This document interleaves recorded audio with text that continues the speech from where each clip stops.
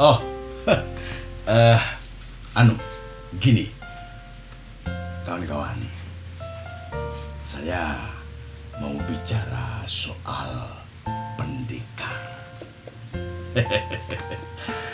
Banyak dari kita yang mengasosiasikan pendekar itu sebagai seseorang, sebagai apa ya, orang yang mempunyai derajat kebisaan, derajat atau makom yang levelnya itu sangat tinggi.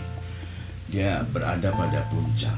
Dia kalau bahasa Jawanya itu ora bain-bain. Dan kita selalu mengasosiasikan pendekar itu sebagai seseorang yang secara fisik gagah, apa, badannya kekar. Kalau bahasa Jawanya itu detek piatek gigi, jos banget.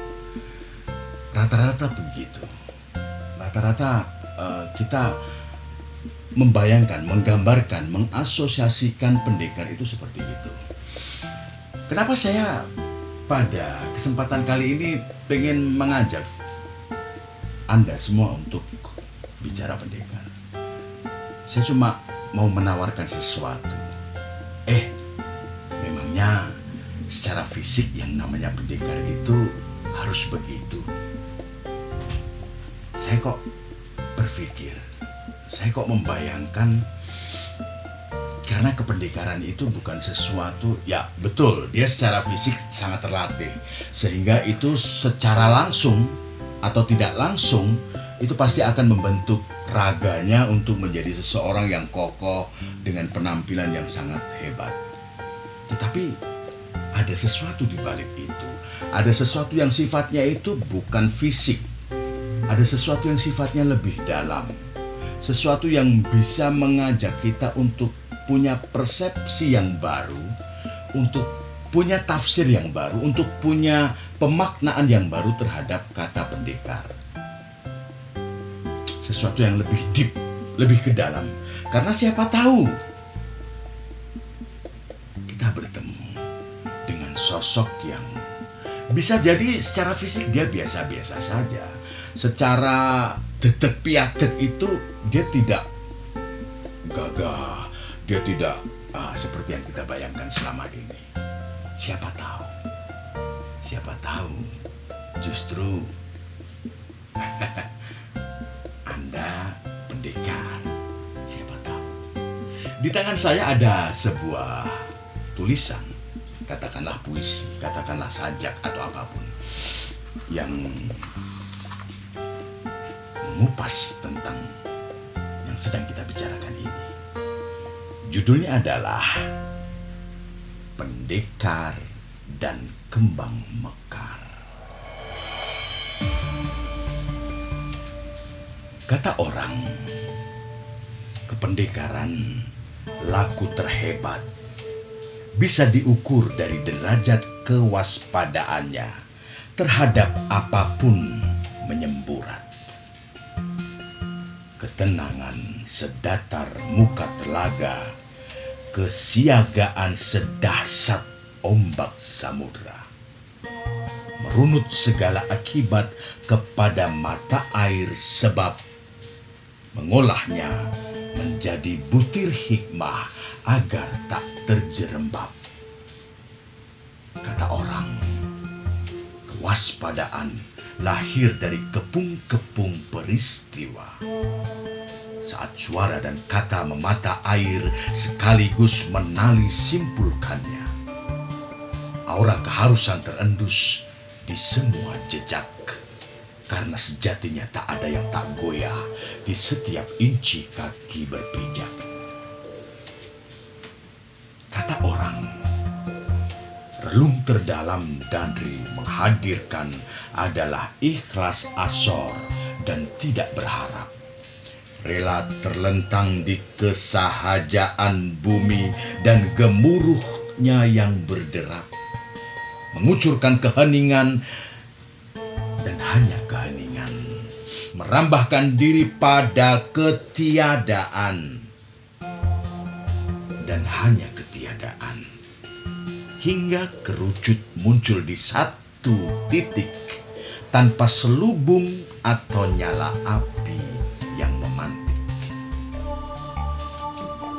Kata orang, keheningan bersemayam bukan di ruang dan waktu atau apapun yang isi kepala pernah membayangkan.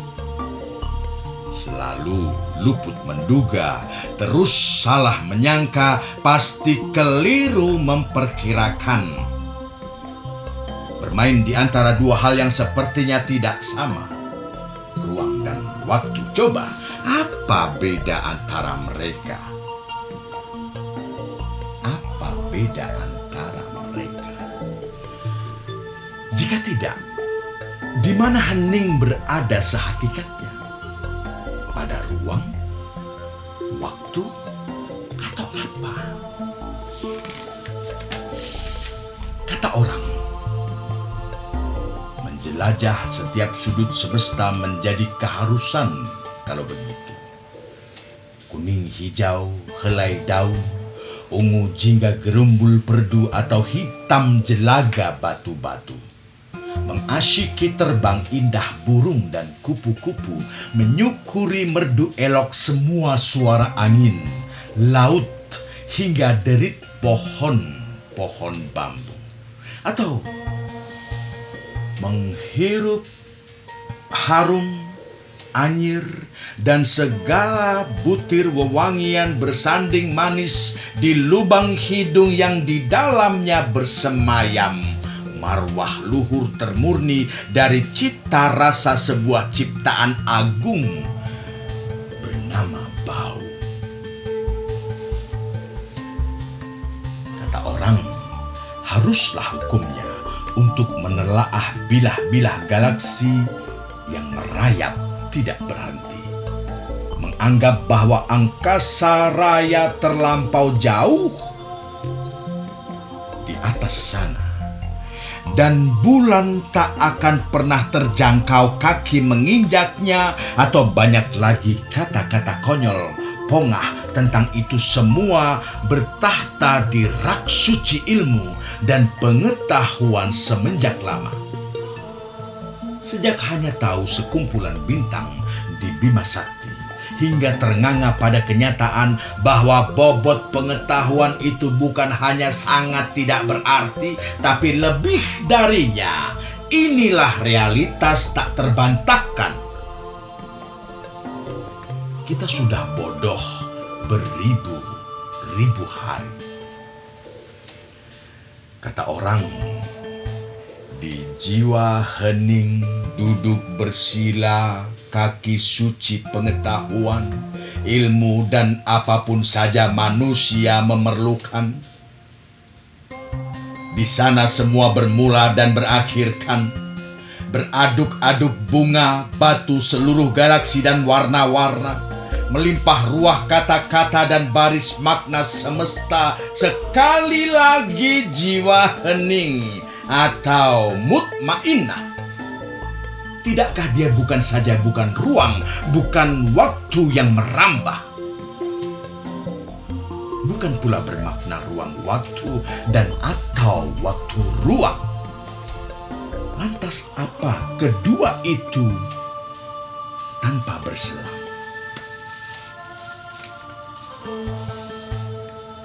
Kata orang, merujuk kata Tuhan, wahai jiwa hening, kembalilah kepada Tuhanmu dengan ridho dan diridhokan. Masuklah dalam pengabdianku, masukilah surgaku.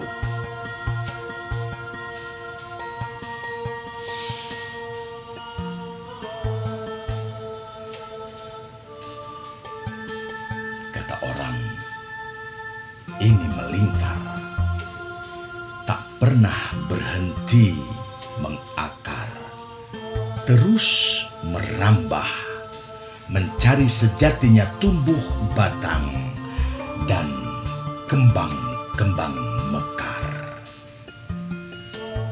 Yogyakarta, 27 Februari 2021.